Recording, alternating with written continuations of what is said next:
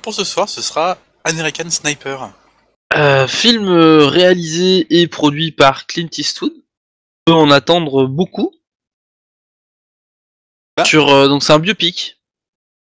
Je sais pas s'il a déjà réalisé des biopics. Eastwood, si peut-être. Mais moi j'ai peur que ce soit un gros pamphlet américain, vas-y film de propagande. Bradley Cooper, je suis pas très fan de l'acteur, mais bon, ça mythe, je dirais, il passe bien dans la plupart de ses rôles, donc j'attends de voir ce que ça peut donner. En tout cas, voilà, moi je sais que ce film a eu quelques soucis. Non, je vois que ça a réveillé une polémique anti-islamique aux États-Unis. Bon, aux États-Unis, on s'en prend à s'enflammer, donc bon. Donc voilà, en tout cas, je sais pas trop ce que j'en espère, c'est Je suis assez curieux, donc. À mon avis, il doit être bien, hein, le film. Hein. Mais donc les derniers Clint Eastwood c'est très bien. Donc bah, on va y aller, hein, puis on va se faire notre propre idée. On va revenir dans quelques instants vous dire ce qu'on en a pensé. À toutes. À toutes. Ben. Je suis pas aussi enthousiaste que je l'aurais dû. Ouais. C'est pas spécifiquement un mauvais film, mais disons qu'il n'apporte absolument rien. Il y a rien de nouveau. Alors, et voilà, il est très en dessous de ce qu'on a pu voir de la part biopic. Ouais. Si on met de côté le côté biopic du film, c'est sincèrement un film un film de guerre ultra banal. C'est ça qui est flippant, hein. Je veux dire, ça parle quand même d'un type qui est soi-disant le sniper le plus meurtrier des États-Unis, je crois que c'est ça, de l'armée américaine. Ouais. De l'histoire de l'armée américaine, le type qu'on appelle la légende et tout. Et en fait, c'est un film extrêmement bateau. On le voit clairement où le gars il avait une vie un peu classique, bien sûr il décide de s'engager, élan patriotique. Là du coup il arrive à se faire engager chez les Navy Seals au poste de sniper. Et il va faire la guerre d'Irak quoi. Quand les deux tours se font sauter. Oui d'ailleurs, j'avais pas compris immédiatement que le film commençait avant cette période-là. Pour moi, c'était plutôt un film qui était qui commençait assez récemment. Et en fait, finalement, ouais, le film démarre peut-être 2-3 ans avant les événements du 11 septembre. Du coup, il fait pas partie. Enfin, il était déjà militaire au moment du 11 septembre, donc il fait pas partie de la vague des engagés post 11 septembre. Oui, en fait, il est venu vis-à-vis d'autres attentats sur des ambassades américaines, mais pas après le 11 septembre. Il était déjà en train de faire sa formation quand il y a eu ces attentats. Et était déployé du coup peu de temps après quand il avait fini sa formation. Si ce n'est du coup une formation qu'on voit très rapidement, sommairement dans le film. Sincèrement, le film, voilà, c'est ça. Il va alterner entre les passages en Irak et les passages du coup chez lui, où genre chez lui il est pas vraiment rentré, phrase que dit sa femme tout le temps, et qui est tellement classique de ces films de guerre, genre mais quand t'es là, t'es pas là. C'est en fait tellement classique que ce film n'apporte rien à un film de guerre.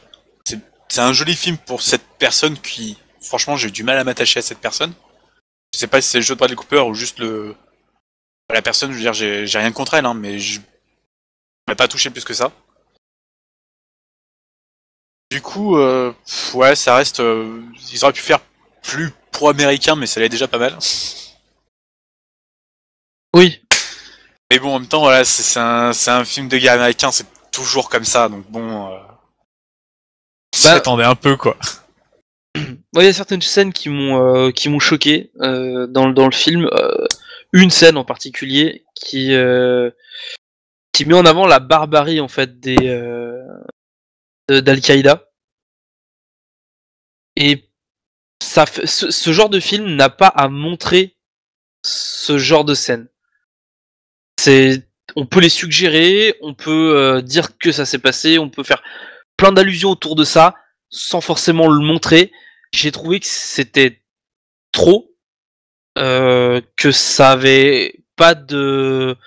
Ok, ça a un impact sur le personnage qui du coup une haine féroce envers le mec qui fait ça, mais je veux dire, il est déjà détesté. Quand on le présente, la manière dont il est présenté le personnage sans même qu'on l'ait vu une seule fois, on nous dit clairement. Le gars on le présente comme le boucher, hein. Je veux dire, voilà, direct. Son surnom c'est le boucher, donc du coup, on n'a pas besoin d'avoir une explication, d'avoir une scène qui nous montre que c'en est réellement un. Et en ça, j'ai trouvé ça que non seulement la scène était gratuite, parce que c'est vraiment montrer ça pour montrer ça. Alors c'est vraiment pour. Il n'y a pas d'intérêt. Pour appeler à la haine, hein. Sincèrement, c'est fait pour ça. Moi je comprends qu'il l'ait fait, c'est pour faire cet appel-là. Même si le gars est déjà présenté comme méchant, faut vraiment qu'on le sache qu'il est méchant. Faut pas juste qu'on le présente, faut qu'on le voit. Faut qu'on le voit mais il y avait d'autres manières de le montrer. On peut constater le massacre après coup. Certes, mais là le fait est que, à mon avis, je sais pas ce qu'il y en a déjà du scénario un peu remodelé du film, ou si c'est vraiment ce qui s'est passé. Ce qui s'est passé, le gars il essayait d'arriver pour essayer de sauver les personnes qui allaient se faire massacrer, et il se trouve qu'ils se sont fait tirer dessus, ils ont pas pu les aider. Voilà. Chose qui gardera comme un peu une sorte de culpabilité. C'est d'ailleurs en fait le leitmotiv un peu de ce film. Ce qu'il veut, c'est sauver des vies. Donc pour ça, il deviendra le sniper le plus meurtrier de l'armée américaine. Et disons que son but, c'est d'être celui qui va empêcher un attentat ou un truc comme ça en protégeant du coup notamment beaucoup de Marines. Parce que souvent, en fait, il sert de sniper de couverture pour les Marines. Il a sans doute sauvé beaucoup de gens grâce à ça. Ouais, il y a quelques scènes un peu drôles comme ça. Il devait protéger du coup cette famille et il se trouve que il l'a pas réussi et c'est ça qui le dévore, c'est de plus être sur le terrain pour plus protéger les personnes auxquelles. Il est plus le chien de berger en fait. Il y a une scène au début du film où je sais pas si c'est leur père parce qu'il a un frère. C'est leur père. Clairement c'est mais il l'appelle monsieur père donc du coup chasseur. c'est pas. Oui, ouais, mais il l'appelle monsieur, donc du coup c'est particulier. Mais il l'appelle toujours monsieur. Leur père leur explique qu'il y a 3 types de personnes, et en gros il y a les moutons qui ne sont pas conscients du danger, il y a les prédateurs qui sont les loups, et il y a qui mangent du coup les moutons, et ceux qui les protègent. Qui sont au-dessus des moutons, parce qu'ils sont conscients du danger, et qui vont aller affronter le loup, ce sont les chiens de berger. Et il dit, en gros à ces gamins, vous êtes des chiens de berger. Et lui... Pas du moins au grand. Du moins au grand, parce que le petit va tenter de suivre son frère, mais sans forcément le même succès. Mais le fait est que c'est un personnage qu'on voit tellement peu, c'est ça en fait. Les personnages on les voit pas tant que ça, mis à part du coup Bradley Cooper et Sienna Miller, sa femme. Chris Kyle, le personnage de Chris Kyle, enfin la personne de Chris Kyle. Qu'on voit du coup beaucoup. Les autres on les voit très peu, c'est à peine si on retient leur nom, parce que ça va très vite. Ils nous présentent vite fait les personnages, mais ils ne les présentent pas vraiment. Ils sont directement balancés là-dedans, paf, ils sont avec lui, et puis voilà, et puis... Techniquement, en fait, on s'attache pas aux personnages parce qu'on nous les présente pas. On se prend pas d'affection pour les personnages. C'est un peu dommage. Et du coup, quand ils meurent, ça nous touche pas plus que ça.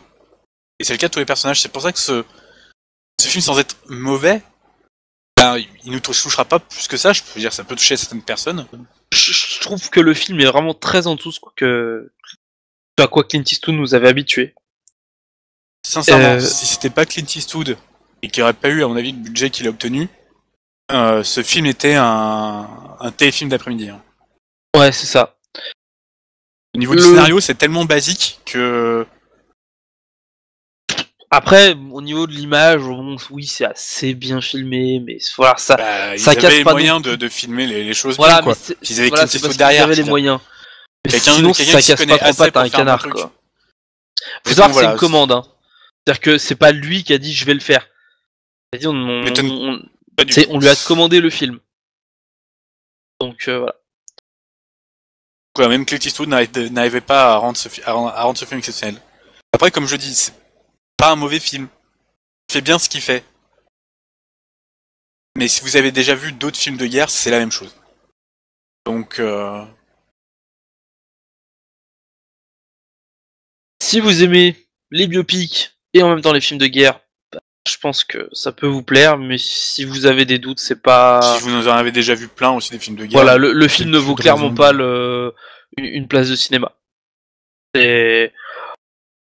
Voilà, comme tu disais, c'est un téléfilm, quoi. Et donc, c'est tout pour American Sniper, et on va vous donner rendez-vous à la prochaine séance. Ciao. Salut.